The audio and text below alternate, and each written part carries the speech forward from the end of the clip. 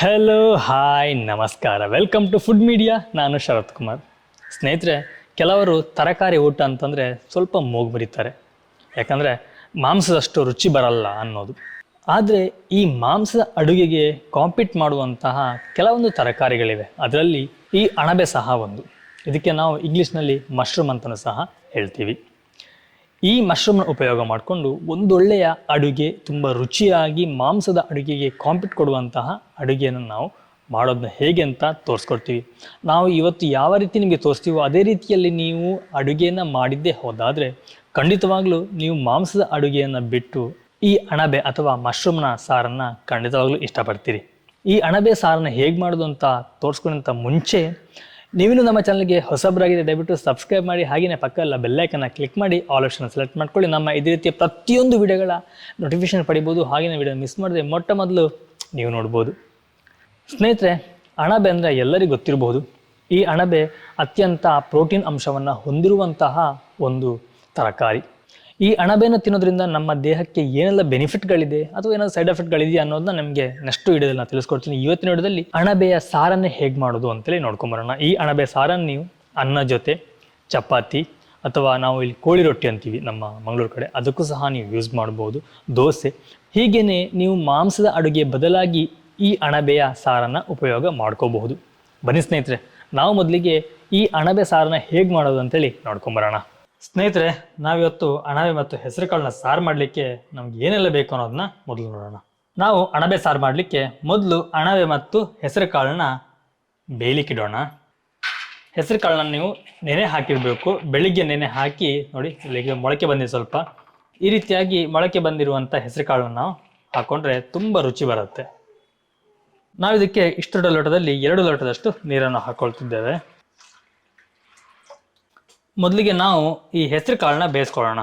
ಒಂದು ಕುದಿ ಬರಲಿ, ಹಾಗೆ ಸ್ವಲ್ಪ ಬೆಂದ ನಂತರ ನಾವು ಇದಕ್ಕೆ ಅಣಬೆಯನ್ನೆಲ್ಲ ಹಾಕಿದ್ರಾಯಿತು. ಅದು ಆ ಕಡೆ ಬೇಯ್ತಾ ಇರಲಿ. ನಾವೀಗ ಇದಕ್ಕೆ ಮಸಾಲೆ ರುಬ್ಕೊಳ್ಳೋಣ. ನಾವಿಲ್ಲಿ ಇಷ್ಟು ದೊಡ್ಡ ಕಪ್ಪಲ್ಲಿ 2 ಕಪ್ಪಷ್ಟು ತೆಂಗಿನಕಾಯಿ ತುರಿಯನ್ನು ಹಾಕೊಳ್ತಿದ್ದೇವೆ. ಇದೇ ಮಿಕ್ಸಿ ಜಾರಿಗೆ ನಾವಿಲ್ಲಿ 3 ಟೀ ಸ್ಪೂನಷ್ಟು ಕೊತ್ತಂಬರಿಯನ್ನು ಹಾಕೊಳ್ತಿದ್ದೇವೆ. ಹಾಗೆಯೇ 1 ಟೀ ಸ್ಪೂನಷ್ಟು ಜೀರಿಗೆ, 1/4 ಟೀ ಸ್ಪೂನಷ್ಟು ಸಾಸಿವೆ, 1/4 ಟೀ ಸ್ಪೂನಷ್ಟು ಮೆಂತೆ. ನಾವಿಲ್ಲಿ ದೊಡ್ಡದು ಇಷ್ಟು ದೊಡ್ಡದುಂಟು 4 ಬೆಳ್ಳುಳ್ಳಿ ತೊಗೊಂಡಿದ್ದೇವೆ. ಸ್ವಲ್ಪ ಸಣ್ಣದಂದರೆ ಒಂದು 6 ಹಾಕೊಳ್ಳಿ ನೀವು. ನಾವಿಲ್ಲಿ ಸಣ್ಣದೊಂದು ಈರುಳ್ಳಿಯನ್ನು ಕಟ್ ಮಾಡಿ ಹಾಕ್ತಿದ್ದೇವೆ. ನಾವಿದಕ್ಕೀಗ ಮೆಣಸಿನ ಪುಡಿಯನ್ನು ಹಾಕ್ತಿದ್ದೇವೆ. ನಾವಿಲ್ಲಿ 2 ಟೀ ಸ್ಪೂನಷ್ಟು ಮೆಣಸಿನ ಹುಡಿಯನ್ನು ಹಾಕೊಳ್ತೇವೆ. ನೀವು ಒಂದು ವೇಳೆ ಮೆಣಸನ್ನು ಹಾಕ್ತೀರಿ ಅಂತಂದರೆ ಸುಮಾರು 10ರಷ್ಟು ಮೆಣಸನ್ನು ಹಾಕಿ, ಬ್ಯಾಡಗಿ ಮೆಣಸು. ಹಾಗೆಯೇ ಇದಕ್ಕೆ ಕಾಳು ಮೆಣಸನ್ನು ಹಾಕೊಳ್ತೀವಿ. ಸುಮಾರು ಒಂದು 5-6 ಕಾಳಷ್ಟು ಕಾಳು ಮೆಣಸನ್ನು ಹಾಕ್ಕೊಳ್ಳಿ.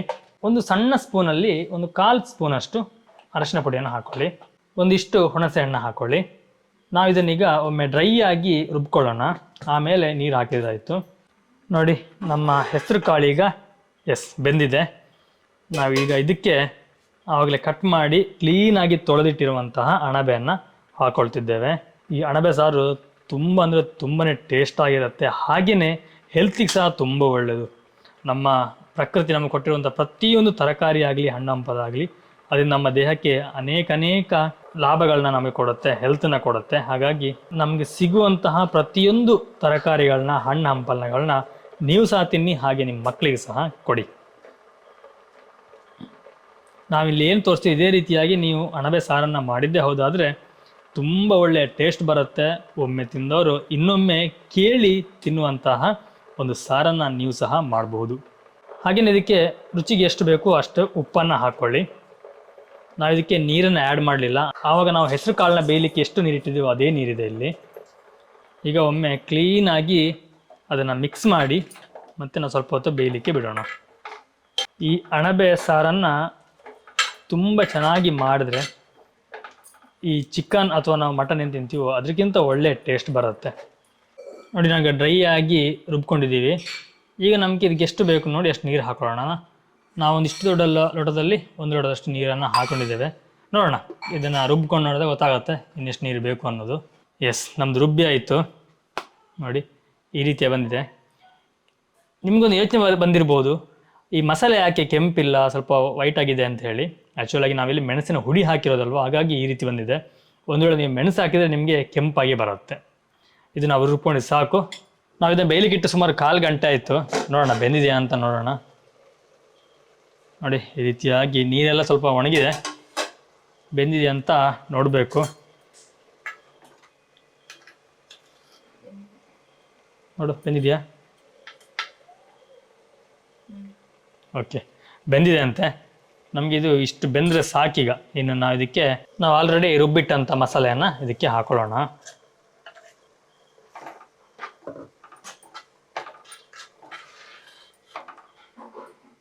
ನಾವು ಈ ರುಬ್ಬಿಟ್ಟಂತಹ ಮಿಕ್ಸಿಗೆ ಸ್ವಲ್ಪ ನೀರನ್ನು ಹಾಕ್ಕೊಂಡು ಇದನ್ನು ಸ್ವಲ್ಪ ಅಲ್ಲೇ ಕ್ಲೀನ್ ಮಾಡಿ ಇದೇ ನೀರನ್ನು ಹಾಕೊಳ್ಳೋಣ. ನೀರು ನಮಗೆ ಸ್ವಲ್ಪ ಬೇಕಿನ್ನು, ಯಾವುದರಲ್ಲಿ ವೇಸ್ಟ್ ಮಾಡಲಿಕ್ಕಿಲ್ಲ. ಹಾಗೆ ವೇಸ್ಟ್ ಮಾಡದೇ ನಾವು ಎಲ್ಲದನ್ನು ಇದಕ್ಕೆ ಹಾಕ್ಕೊಂಡಿದ್ದೇವೆ.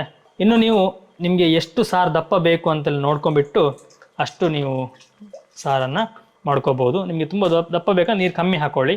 ನಾವಿಲ್ಲಿ ಸ್ವಲ್ಪ ಸಾರನ್ನು ಸ್ವಲ್ಪ ದಪ್ಪ ಮಾಡುವ ಅಂಥೇಳಿ ನೀರನ್ನು ಸ್ವಲ್ಪ ಕಮ್ಮಿ ಹಾಕ್ಕೊಳ್ತಿದ್ದೇವೆ. ನಿಮ್ಗೊಂದು ವೇಳೆ ನೀರು ಸ್ವಲ್ಪ ಜಾಸ್ತಿ ಬೇಕು ಅಂತಂದರೆ ಜಾಸ್ತಿ ನೀರನ್ನು ಹಾಕೋಬೋದು. ಈ ರೀತಿಯಾಗಿ ಒಮ್ಮೆ ಚೆನ್ನಾಗಿ ಇದನ್ನು ಮಿಕ್ಸ್ ಮಾಡಿ ಒಂದು 5 ನಿಮಿಷಗಳ ಕಾಲ ಬಿಟ್ಬಿಡೋಣ. ಚೆನ್ನಾಗಿ ಸ್ವಲ್ಪ ಮಸಾಲೆ ಎಲ್ಲ ಕುದಿ ಬರಬೇಕು ಚೆಂದಾಗಿ. ಮಸಾಲೆ ಒಂದು ವೇಳೆ ಚೆನ್ನಾಗಿ ಕುದಿಲಿಲ್ಲ ಅಂತಂದರೆ ನಿಮಗೆ ಈ ಹಸಿ ಮಸಾಲೆಯ ಸ್ಮೆಲ್ ಬರುತ್ತೆ. ನಮಗೆ ಹಸಿ ಮಸಾಲೆ ಸ್ಮೆಲ್ ಬರಬಾರ್ದು, ಅಷ್ಟು ಚೆನ್ನಾಗಿ ಕುದಿ ಬರಲಿ. ನೋಡಿ ಸ್ನೇಹಿತರೆ, ಸಾರು ರೆಡಿಯಾಗಿದೆ, ಚೆಂದಾಗಿ ಕುದಿತಾ ಉಂಟು. ನೋಡಿ ಎಷ್ಟು ಚೆನ್ನಾಗಿ ಬೆಂದಿದೆ ಅಂತ ನೋಡುವ. ನೋಡಿ ಚೆನ್ನಾಗಾಗಿದೆ.